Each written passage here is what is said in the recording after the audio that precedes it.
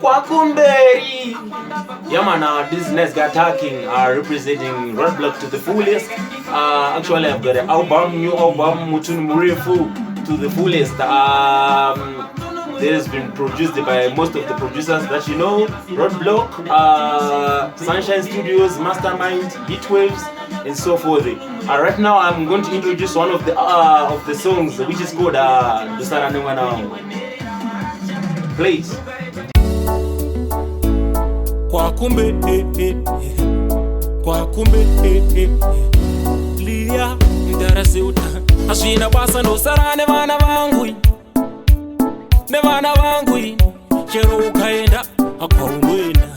Ziva kutimu moyo waile Zuva nezuva wenditakudza mutoro nemutoro Kugara kundisungurudza kutemwa nemusoro Mumoyo zondirwadza ndoti usadaro Ameno uri muka ipi singapinde muforo Hapeka twako twese usadzoke fokoro Kutoita vanane wenda iti uchakurawo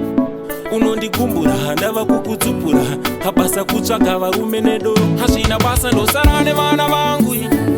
Ndinosarane vana vangu Chero ukaenda akwaunoenda Ziva kuti mumoyo waivemo Hazvina basa ndosarane vana vangu Ndinosarane vana vangu Chero ukaenda akwaunoenda Ziva kuti mumoyo waivemo Vana vaikaro chema sevabatwa chibharo Imba inoita sebhaiki risina chisharo Kutomuka woita sewesuro Chimboenda kwavamagaya pamwe vangabatsire Uudze tete vauye tore gupuro Pomba pangu andichade zvinhu zvisina maturo Nhasi handitambire madhisi nyongoro Ndafushira ndifoshoro ndava kudzova sendoro Hapana nonditonga pano ndiri mondoro Ndinoita zvandinoda panondoita madiro Akwakumberi pauri ndaiti ndatoinvesta Nyamisirwa ndakarora tisa Hazvina basa ndosarane vana vangu Ndinosarane vana vangu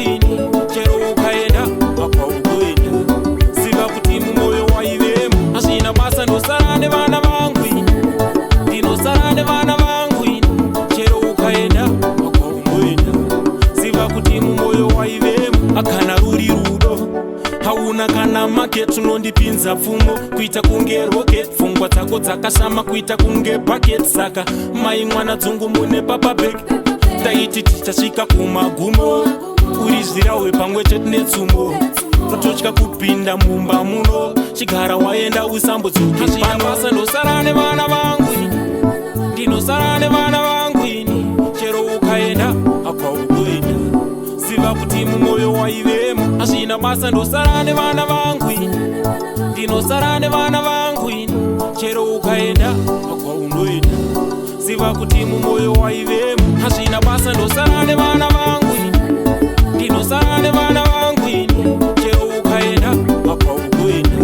Ziva kuti mumoyo waivemo Hazvina basa ndosarane vana vangu